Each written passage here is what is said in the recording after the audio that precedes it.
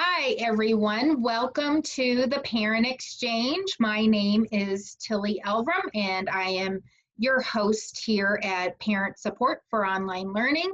And today we're here to talk about something that I really felt like it needed to happen sooner than later. And so we're going to be talking about the differences between the remote crisis learning that our students went through in the spring and how that's different than what families experience in a full-time online public school.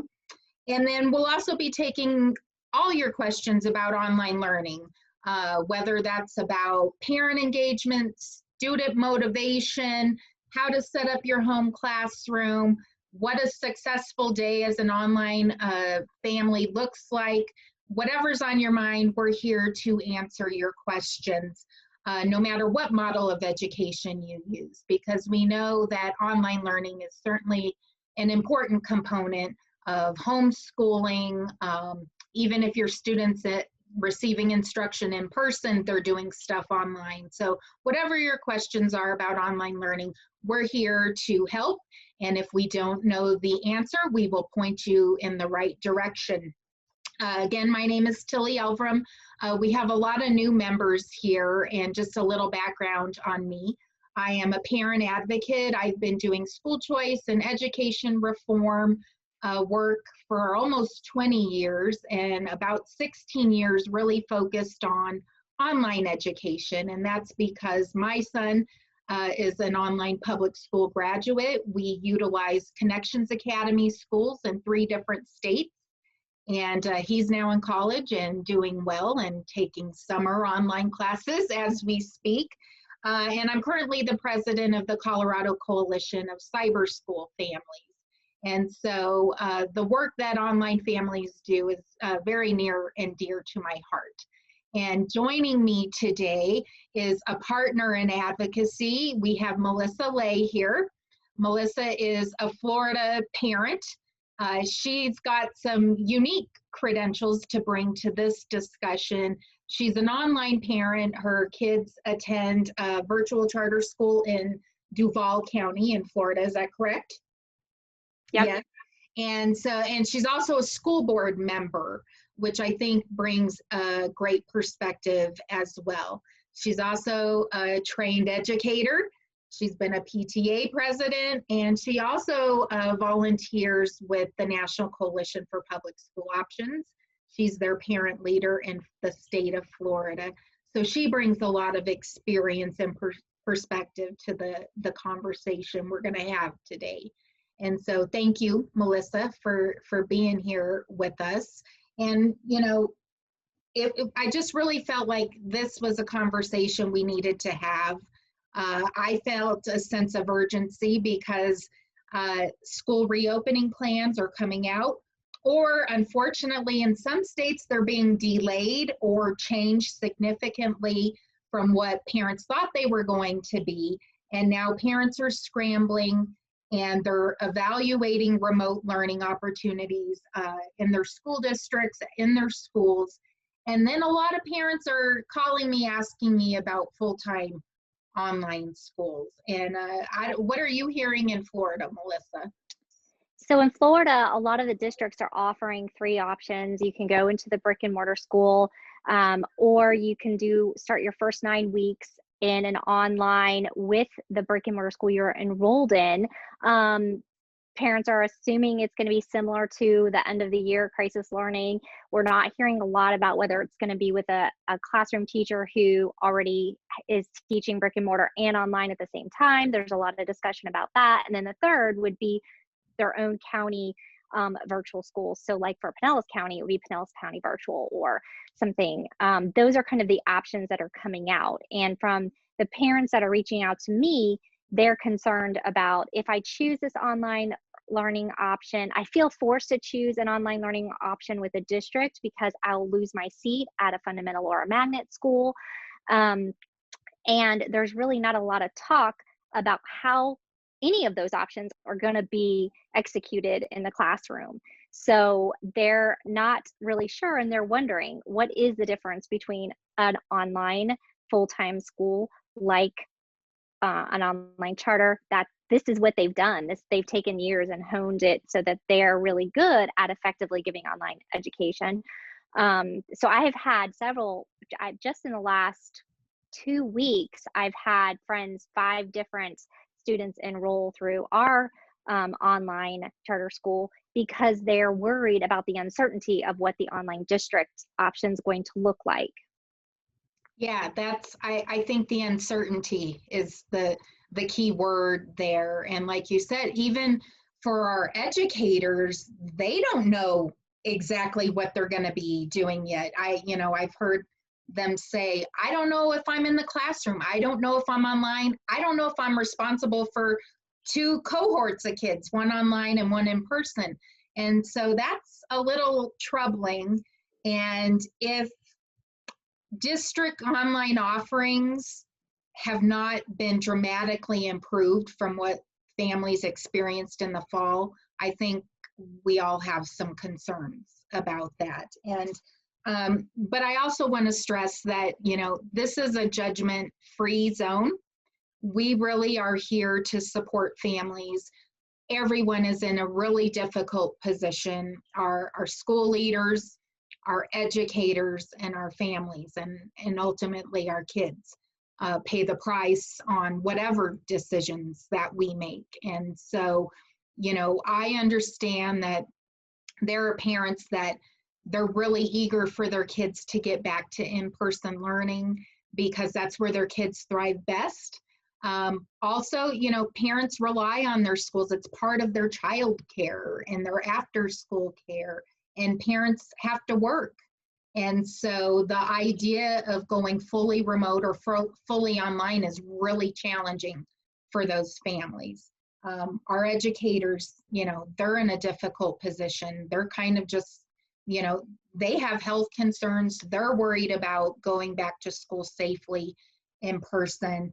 And then, you have families who they just know that their kid actually did pretty well at home during remote learning, and they want to take it a step further, and they really want to have a really meaningful online experience. And so no matter what your choice is, for the year, we are here to support you.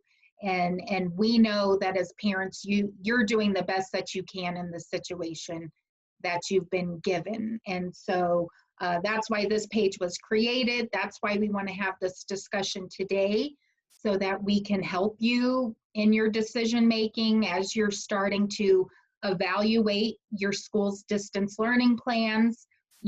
Are they improved from the spring? What does it look like? Unfortunately, there's a lot of details left out, and we don't know a lot. And my fear is that maybe teachers will operate Zoom lessons better than they did in the spring, but they haven't got much else out of that, and they haven't got the professional development that they need to be successful, and we want them to be successful in the classroom. So, there's a lot to cover here, but like I said, no matter your option, we are here to support you. And I think we're going to start. I got some slides here to look at, and let's see here if it'll cooperate with me. So right away, we'll just talk about the differences between the remote learning that families went through in the spring. It was basically overnight. We found out that we were going all online. Everyone everywhere was suddenly a homeschooler as school shifted to the home environment. Schools did the best that they can, but what we saw was really a patchwork of learning programs, platforms. Some teachers were using Zoom, some were using Google Meet, all in one school. And so it created a lot of just chaos for students, teachers, and parents trying to manage all that. If you had multiple kids in your home, and they had 5 different logins, and they all were, you know, having classes at different times. That was an issue. We also had the issue where in some states, basically they said, no, you can't do any instruction at all. So we had populations of students who received no one-on-one instruction during their remote learning. That was not good for kids. And we came out very early saying, you know, that's not how we do online learning. I know that's not how Melissa experienced online learning with her family. And so that's one area, that's one option that families are considering, and they don't have a lot of information right now from their schools. And in fact, in some districts, you know, we just found out Rhode Island is going to wait until the middle of August to tell their families what their options are going to be for the fall. That's really difficult for parents to plan out their work, their childcare needs, all of those things. We have seen a significant increase in families who are going to do traditional homeschooling. And now there's another layer. We've heard that there's going to be families who use some form of pod schooling, where maybe they're going to get a couple families together and hire a tutor or a certified teacher to either oversee the remote learning that their school is providing, or to actually teach their kids. So parents are getting innovative and creative, as they always do. And then families are looking at full-time online schools. And Melissa talked about, you know, just the handful of parents that she's talked to in the last couple of weeks that have already enrolled their students in a full-time online school. And in your state, that may be called an e-school, a cyber school, a virtual school, or an online academy. So if you hear any of those terms, you're going to know that's a full-time option. And those schools generally have been providing distance learning, online learning for quite a while. And then there's a segment of schools that will be offering hybrid options, where students will get some of their instruction in person at the school, maybe a couple days a week, and then the rest of it will be online. And a lot of questions that parents have about that is that going to be, are they going to have any online instruction on those days that they're home, or is the student on their own basically the other 3 days of the week? So so that's kind of what parents are facing, the decisions that they're facing right now. Let's say you know what your school's district learning plan, distance learning plan is going to be, and you've decided, you know what, I'm not totally convinced that they're ready to deliver online learning to my student for this semester, and I want to explore a full-time online option. Or you still haven't decided and you're evaluating their remote learning plan. So the questions that you need to be asking. Right away though, you know, almost every state offers some kind of online learning, whether it's course access, where a high school student could take a class online, but about 30 states offer full-time online schools across the country. And about right now, there's a little over Okay, Tilly might have froze. So every state has some form of online learning. Some of them have enrollment criteria or barriers that come into play with that. Oops.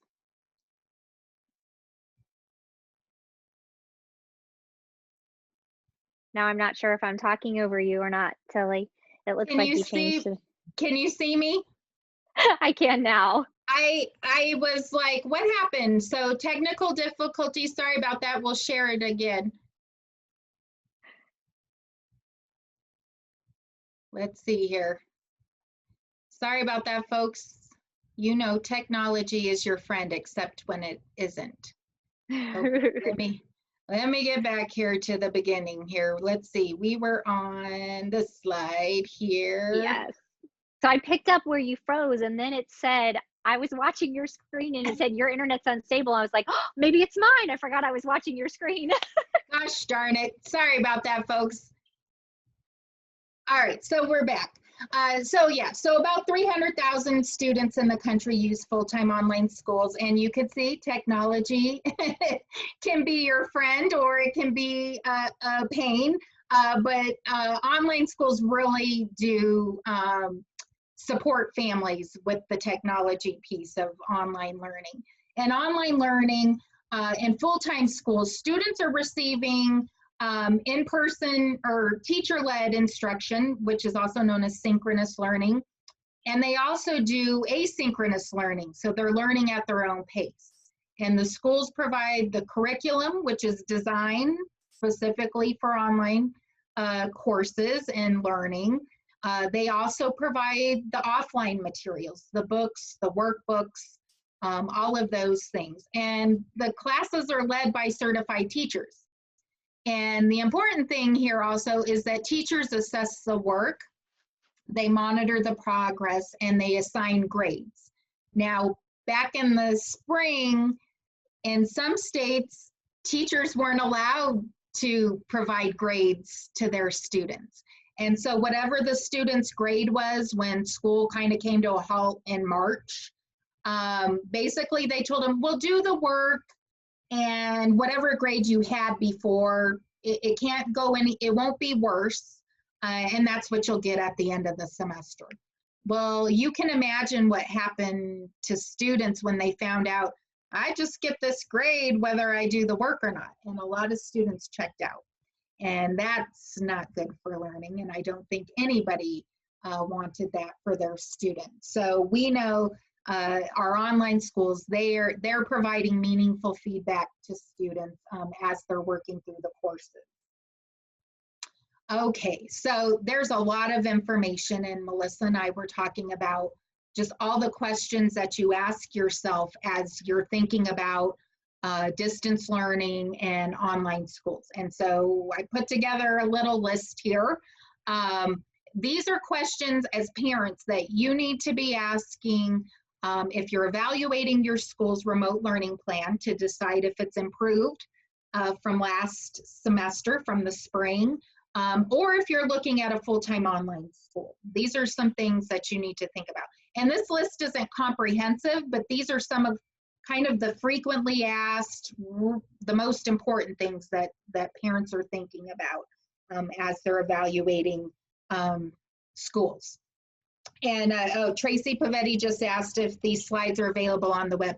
I will post links to them after the chat for sure for all of you to look at. And that way you don't have to take notes. But so things you need to ask. Do students participate in synchronous and asynchronous instruction on a regular basis? Again, that gets back to, are students receiving meaningful instruction from a teacher during online learning? Are those live classes, are they recorded for later viewing? This is important if you have somebody who does get sick in the household, you have a doctor's appointment, a family emergency, anything like that. Are the students going to be able to go back and watch the recorded lesson? And you might think, well, yeah, no, yeah, of course they'll be recorded. But there's actually been cases across the country where some teacher unions have said, we're not comfortable with that and we don't want to record lessons. And there might be some policies at play there with privacy. And so that's a good thing to ask. Are the live classes required? Does the student just get to pick and choose which classes they attend, or does the school require it as part of their attendance policy? And then if the student does miss a live class, what's required of them to make up that lesson? Are students allowed to move at their own pace through the coursework? Can they move ahead, or can they slow down the pace if they're struggling with the concept? That's really important for parents to know. In some schools, in order to move ahead in a lesson, you have to request the teacher's permission to unlock the next course. And so be sure that you're asking those kinds of questions. Can parents access the school's learning management system on their own? When we went to remote learning in March, we heard from a lot of parents who had a lot of trouble accessing their children's coursework because only the student had a password to the learning platforms. And so it was really difficult for the parents to support their students. In full-time online schools, you have your own account, you're able to see what your students are doing. I know, Melissa, was that an issue for you as an online parent? Do you have access to what your kids are working on? Absolutely. I have a login and I can log into both accounts, check, see what's going on. I can check their grades, their assignments, attendance, all of it. Um, and I love being able to do that without going in and messing with any of their work, but viewing where they're at. How many times did they attempt this assignment? And how long did they spend on this assignment? If they spent 10 minutes on this assignment and then tried to take a test, I know they really didn't learn anything. Right. Yeah. There are no gotcha moments as online parents. We Yes. kind of always know what's going on with our students, and that is important. So yeah. So ask them about their learning management system and how parents have access to that. How is attendance measured and recorded in the school? Is it just from the kid logging in and the computer says they've logged in, or does the parent have to sign off at the end of the day or sign off on lessons? Some schools you have to record like hourly attendance. So if you worked on English for an hour, you have to record that. If you did math for 45 minutes, you have to record that. So ask about their attendance policies and what is required. How many hours are students required to be logged in? And does offline work apply to their daily attendance? Every state is different, but that's important to know. There's, requirements in some states that kids get 180 some days of instruction and so many hours for elementary, middle, and high school students. So find out those details so you can make sure that your kids are doing the appropriate amount of work. Also, yeah, not everything that online students do is online. The computer's a delivery model. It's where, they watch a lot of tutorials and those kinds of things. And of course, their lessons are laid out there, but they're also reading books. They're working on science projects. They're doing art projects. They do PE. All of these things that don't happen on the computer. So find out how all of those offline activities are going to be recorded. Ask your schools, on average, how long will a student be online and offline doing schoolwork each day? What do they expect a good day of learning looks like? And of course, that can also vary according to the student. Some students work faster than others. Others, they may take longer at lessons than another student, but try to get an average. That way, like Melissa said, if a student's getting done in all of their work in 60 minutes, that might be an issue. And they might not be getting everything that they need out of those lessons. How does the school support social and emotional learning? That's an important, especially right now, because I think a lot of students are feeling stressed and isolated, and their mental health is important. And so are counselors available to your students? That's an important question to ask. What opportunities are provided by the school for clubs, activities, and in-person events? That's important. Our kids need things that keep them excited about school, and our online schools provide a lot of opportunities for clubs, activities, and in-person events. And even though, Melissa and I were talking before we started here, and we talked about our own kids. Their education's online, but they're missing out on friends.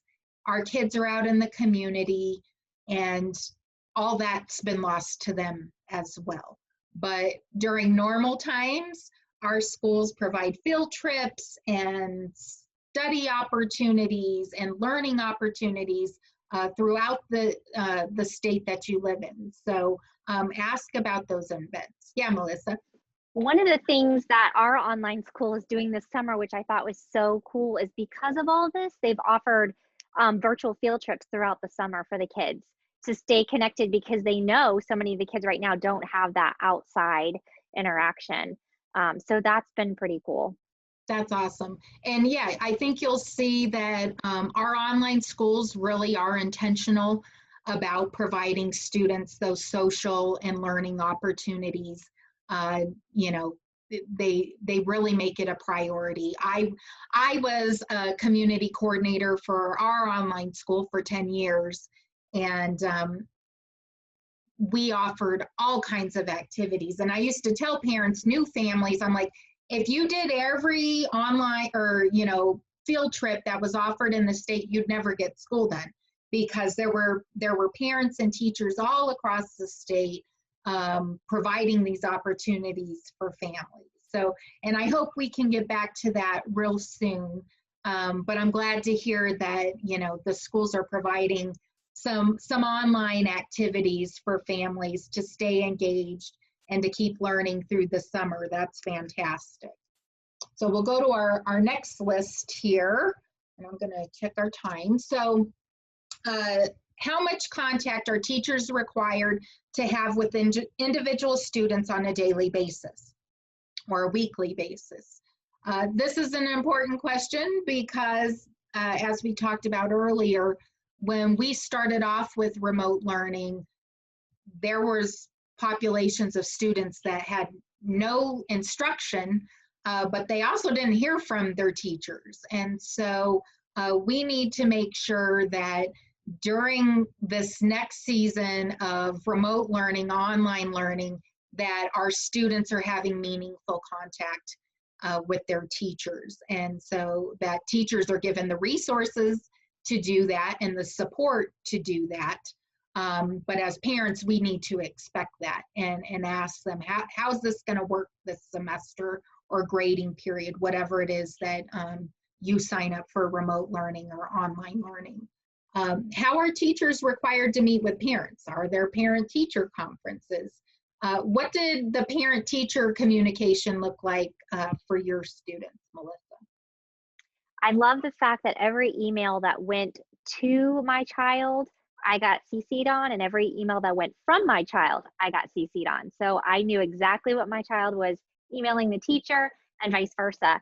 And then I like to be super on top of things. So I opted in for text messages every time they got a grade on something.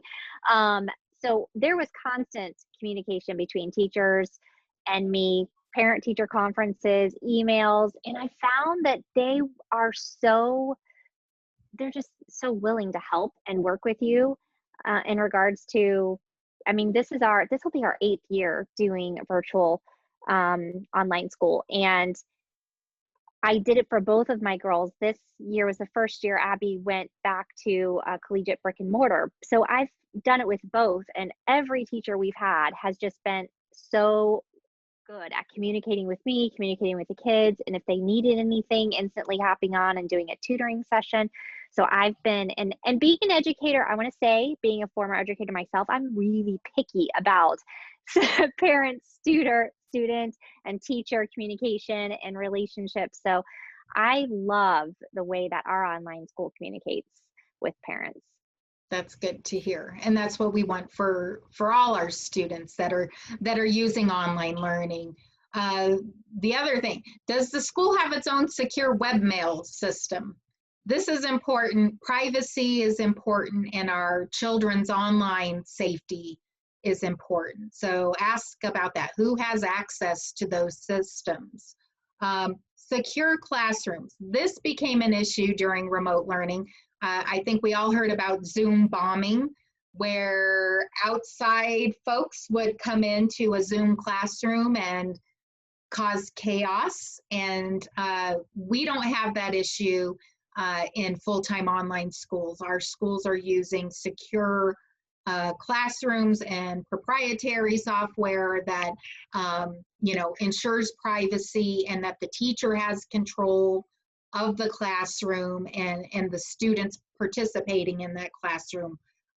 She has some control, crowd control, and management over those students as well.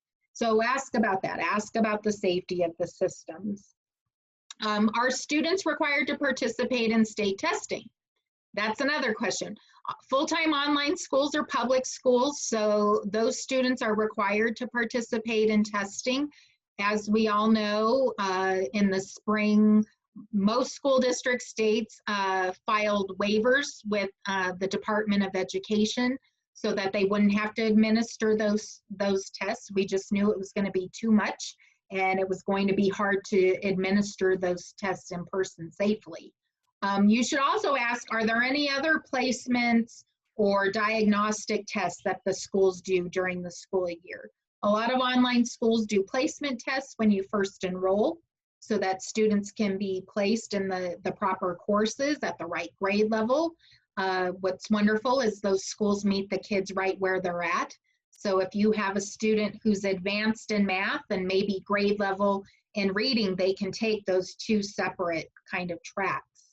But I'm already hearing that for the fall, some schools in Colorado, they're required to test their English language learners and some of their students with special needs.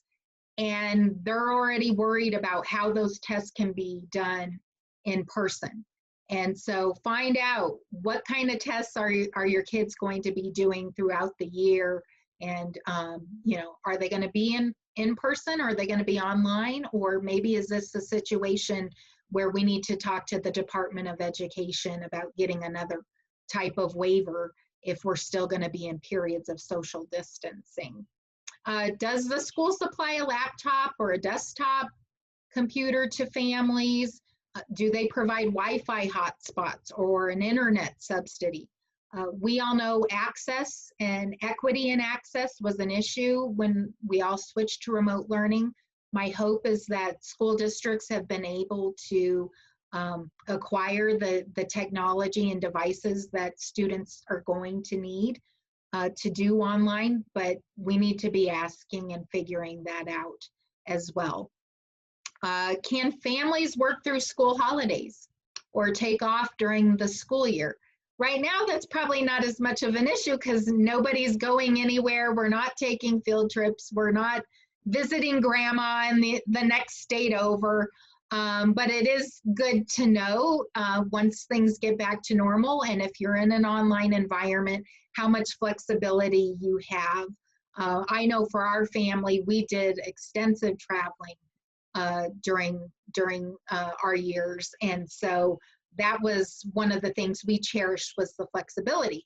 What that meant though is that we either had to do a lot of work up front, or sometimes we did school in a library on the way to someplace, or in the hotel we did school, but we have the flexibility to make it work. But ask about those policies and find out how much flexibility you have with your schedule.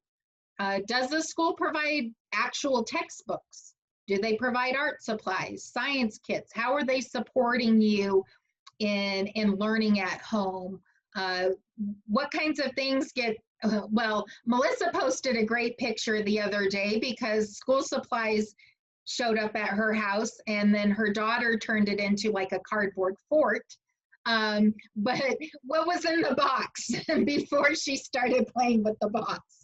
So she's going into 7th. So she got a whole bunch of stuff for science, a microscope and slides and all kinds of rocks and dirt and lots of stuff for experiments, art supplies, paints, clay, a jump rope odometer for PE, playground ball, and then of course textbooks. She got her math textbook, a couple of Shakespeare's novels she needs to read, her literature book.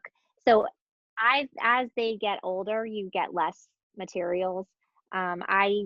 Our first year doing it with Allison was in kindergarten, and I was over the moon being a former teacher that we got all these manipulatives, and it was just phenomenal the amount of resources that they send. So whatever grade level you're in is, they really tailor it to the curriculum, all the supplies they send.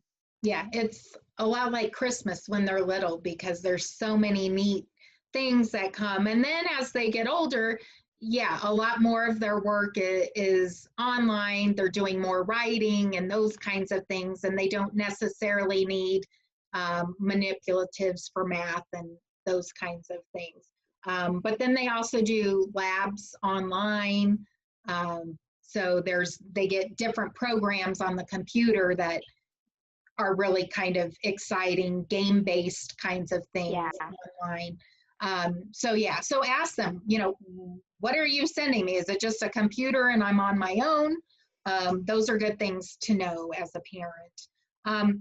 Tech support. Does the school offer tech support for computers and programs? And as we experience here today, there are always issues with technology. And so it's nice to have an 800 number that you can call and you can say, my computer is doing this or it's not doing this, or, I need to update a version of software or anything like that. Over 10 years, if I had an issue as a parent, one time we had a computer that it got old. We had used it like for 5 or 6 years. And I just called tech support and they actually were able to take over the computer, run diagnostics, and they said, you know what, we're just sending you a new computer because this one's outdated and it's not serving you well. And so that is great because I love technology, but I am not a tech person and I can't fix it myself. So that's always great to have. Other questions to ask. And this will be of interest to families who have high school students. Can your students earn college credit via concurrent enrollment or dual enrollment? Does the school offer AP and honors courses for your students? Is there a gifted and talented program? Then into this next question, how do they support students ELL or students with IEPs or 504 plans or any kind of special need? How are those plans accommodated? Is it, learning support? Do they pull kids out in one-on-one tutoring or small group lessons? Do they receive teletherapy? Do they provide any in-person services to families? Those are important questions to answer. And most schools have a learning support department and somebody that you can actually talk to about those IEPs and 504 plans to really talk it over and talk about what that looks like in an online environment. Does the school provide orientation for new parents and students? And then is there continued onboarding for existing families? Back in March when we switched to remote learning, it was just we just all kind of figured it out as we were going. I hope going into the fall that families will get some kind of orientation process so that they can learn about any new changes to their school's remote learning plans. And that parents are included in that. Parents need an orientation, or whoever the adult is that's going to oversee learning at home. And then, if you're in an online school, what kind of training do they offer parents as the year progresses? And I know for our school, when you were a new parent and student, you had orientation. But then when we came back the next year, we still had training to go through to go over any updates to the curriculum, any changes to the learning management system, how to use any new learning technologies or applications. So that was really important. That helped me support my student by having that ongoing training. And then these last two questions. How does the school have parent representation on the school board or at the authorizer level? Melissa and I both have served as school board members. I was the school board member with Ohio Connections Academy. Melissa has served on school boards in Florida. That is really important because while school boards may have folks with financial specialties that understand finance. Usually there's former educators or educators on board that can speak to the curriculum and, evidence-based research for instruction, those kinds of things. And that's all great, but if they have never actually been in the trenches and participated in online learning, they're at a disadvantage. And so we always really strongly push for parent voices, particularly in online school boards, because they can really speak to the user experience. And it's important that students and families have a voice in those conversations. And then how can parents and students provide feedback about lessons or concerns? So who do you talk to if you're doing a lesson and you figure out that maybe a link doesn't work in the lesson, or just stuff happens. Maybe your kid takes a test and you look at it and you're like, that wasn't even covered in the chapter. So maybe there's a disconnect between the assessment and the actual lesson. Who do you talk to about that? And so find out if the school has like a curriculum support or an 800 number, or in our school, you were able to rate every single lesson and give it 5 stars or 2 stars and leave a comment. And over the years, I did that many times, and many times I got a call from curriculum support saying, we need to talk about this. So that's encouraging as a parent to really have that much input and be able to give feedback on what your kids are doing every day. So those are some of the questions that I think are really important. Anything that I'm forgetting or leaving out or that you want to stress, Melissa? No, you did a great job. Yeah, it's a lot of information, but I think it's important questions and things that you need to think about. Roles and responsibilities. I think going into the fall, one of the biggest things you can do as parents for your students is to set expectations of what learning is going to look like this year. And I think just being open and honest with them that, it may be in person for a couple weeks and then you go remote again. Or it may be remote for the semester or the grading period, and we're hoping maybe in January that you go back in person. But give them as much information as you can so they know what to expect. Nobody wants to go through March again where just overnight school shut down and students really didn't know what was going to happen. So set expectations. And with that, set expectations for remote learning. I think if you start off the school year, just saying, you know what, we're learning at home, and whether your school's remote learning plan is still packet work, and maybe you're supplementing at home with some online resources, or your school does a full-on online distance learning plan, or you've chosen full-time online school for the first time. Set expectations when you start. I know for our family, we had a classroom. We turned a bedroom into a classroom.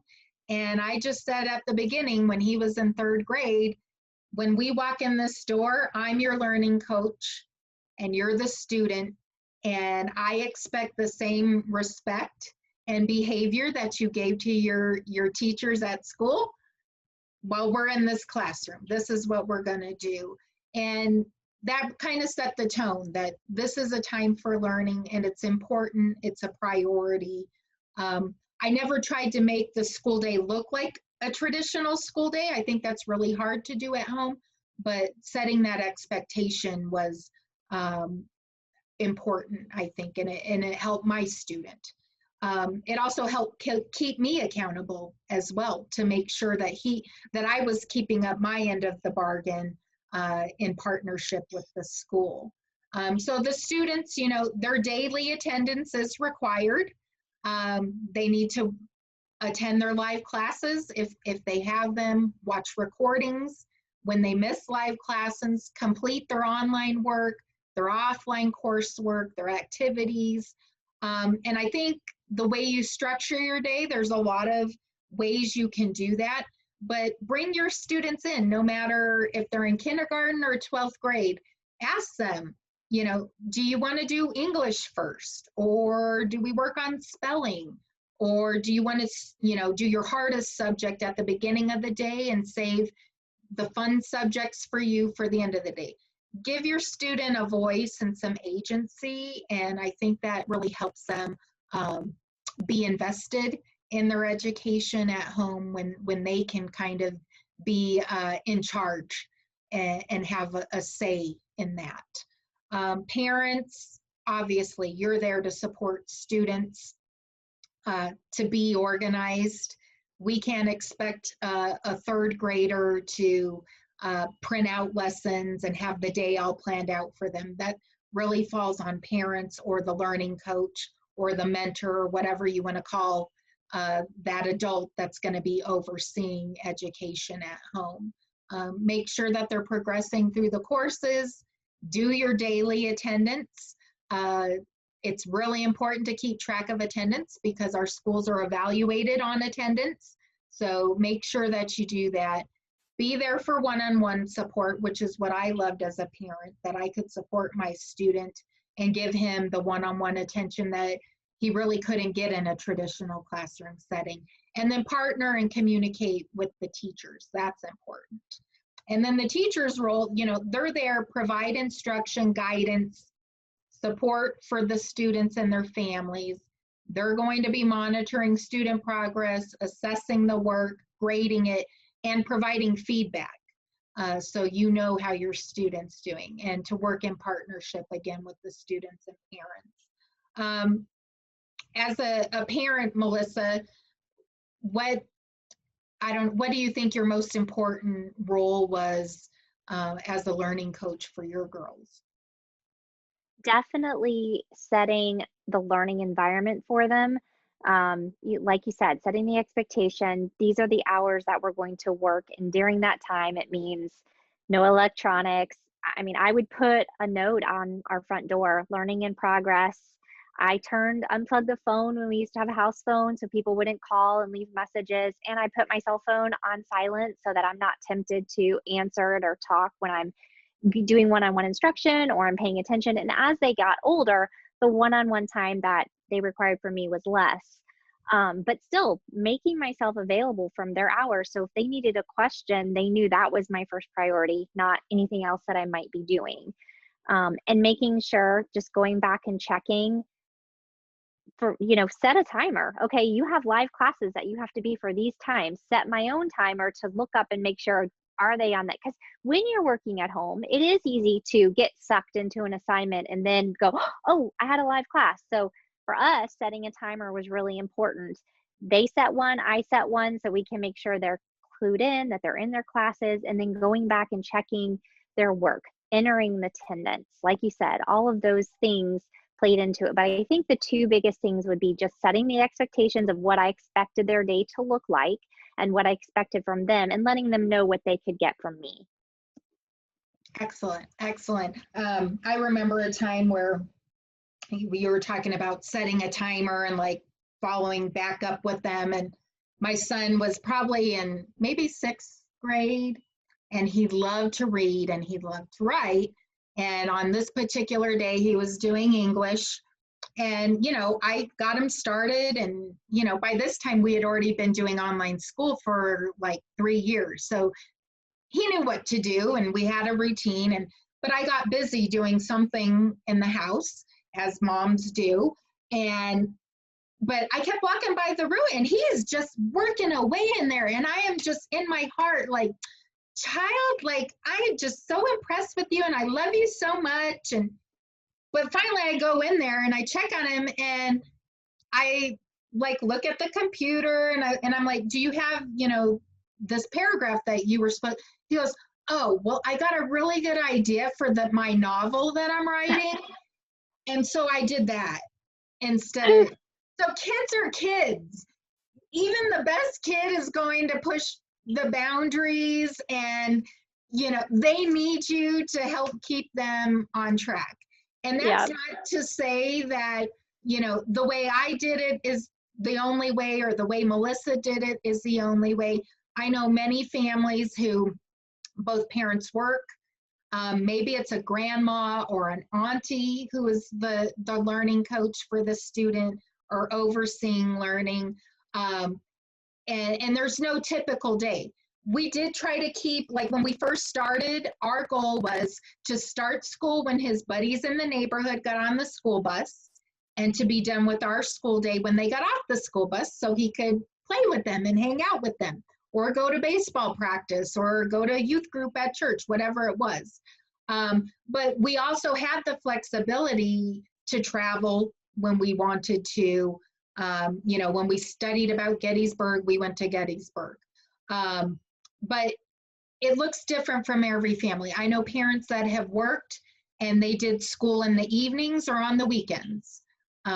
For our family, sometimes I would save a science experiment until my husband was going to be home on the weekend, so that he could be a part of the learning experience. And science isn't my my best subject, so it was nice to have him who was better at that than me. So there's no one way to do it. You can be flexible, but setting those expectations daily and letting kids know what's in store, I think really helps everybody. And then there's no meltdowns, and those kinds of things.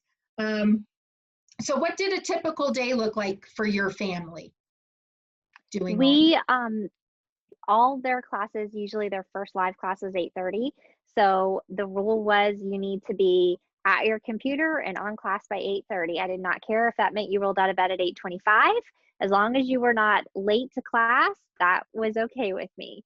And they worked through the mornings. Allie was a little bit different. She needed a lot of breaks. So I had her day very, very scheduled. She had a live class, she had a 10-minute outside time. I had it very scheduled. Abby was easy and did not need as much. So as long as she was logged in by 8:30, she did all her live classes. Her day was basically her own. We don't have like a set room for schooling. So we school at our dining room table. Both girls were there, all three of us at the table with headphones, computers, laptops. And often I would have Allie unplug so I could hear what was going on with her teacher. And I could hear if she was responding, the great thing about it is if I heard Allie, I'm waiting on your answer, then I knew she needed to be redirected or what was going on. And so for us, we all did school together at the table. As Abby got a little bit older, she went to her bedroom to have a little bit more privacy and let because she was definitely a self-starter and she was able to manage it in a totally different way than Allison was. But I knew that the day was successful when they attended all of their live classes and they were able to accomplish whatever assignments that were on their plan for the day. There were times that if a concept was a little bit harder to understand, maybe they wouldn't finish that math assignment for the day. I would let them cut off at the end of the day because I felt like it was, I did not learn this the first year we did this. The first year, I feel like my husband was coming home from work, and we were still doing school at 8 o'clock at night because I wanted her to get it. And we had a lot of making up to do for my older one. There was a big gap in her education. And finally, I was like, what am I doing? If I was a teacher in the classroom, which I was, I would tell that parent, no, don't do that to your child. And so, it really was a big revelation. Like, she will learn this. You need to set off. There's a time that school needs to end and you need to have your family time. And once I made that and I set that for all of us, like, school needs to end here. There is no homework because we do our schooling at home. It really made a big difference. And she did get all of the concepts. We did figure it out. So I feel like it's important to have a start time and an end time and to be flexible. Maybe there's a time you have to work, but not as a rule. Yeah, I think that's excellent advice. And I think it also speaks to, I think we have all learned that online learning is not a shortcut. It is not easy. The families that have chosen to do this over the last 2 decades, they have sacrificed significantly to do this with their families. And there's a learning process. There is a learning curve. So if you did remote learning in the spring and it was a really challenging, thing for your family, just know that it was for everybody, and to give yourself a break. And even for families who have chosen full-time online education, that first year really is, it's hard. You're managing so much as a parent, managing your household, maybe you're working, managing and devoting yourself to your kids' education. And so it's a lot. So give yourself a break. And my hope is that going forward into this new school year, whatever remote learning looks like from your school district, that it's much improved, and that it'll be a better experience for our teachers, for our students, and for families. And if you've chosen to enroll in a full-time online school, just know you're going to get a lot of support that you didn't get in the spring, and it will be a totally new experience. But no matter what, we're getting at the end of our time here. But I just want you all to know that we're here for you no matter what option you choose, whether it's your school's distance learning, remote learning, a full-time online school. Maybe you're a homeschool parent incorporating some online applications or programs into your curriculum. We're here to help. We're here to answer questions. We have great parents like Melissa Lay here to offer their expertise and their tips and guidance. And this group offers one-on-one mentorship for parents, so you don't have to go it alone. Please take advantage of that. And then we also have a lot of files and resources that we've compiled to support you in learning at home. So as we wrap up here, just know we're here for you. Resources here, of course, this group, Parent Support for Online Learning, we're on Facebook and Twitter. On Twitter, we're Parents for, the number 4, support. The National Coalition for Public School Options, organization near to my heart and Melissa's heart as well, is available to you. And there are state chapters and coalitions all over the country there to support you. And if you log in, you can find your state. There's a nice map, and you can find your state and connect with a state chapter or coalition near you. And they are there to support you in your online learning journey. National School Choice Week has always been a great support to families that choose online learning. I've got their president, Andrew Campanella, wrote a great book, The School Choice Roadmap. There's a whole section on there about online schools. Please read that, check it out if you can. I'll put links in this Facebook thread for you all to check out. And I'm on Twitter at Tilly Elvrum. Melissa's on Twitter as well, Melissa Lay 7. Please ask us questions, reach out to us with any questions, concerns as you approach the beginning of the school year, because we want to be a resource and help you with all those decisions and the planning that you're going to go through for the fall. Thank you, everybody, for joining us here today. We're glad to have you. I'll be back on Friday on the Parent Exchange with Amy Valentine from the organization Future of School. They're doing incredible work supporting teachers right now as they get ready for back to school and implement more online learning and innovation into their work. And so I'm excited for that conversation. So we will see you on Friday. Thanks everybody for joining in, and we will see you next time.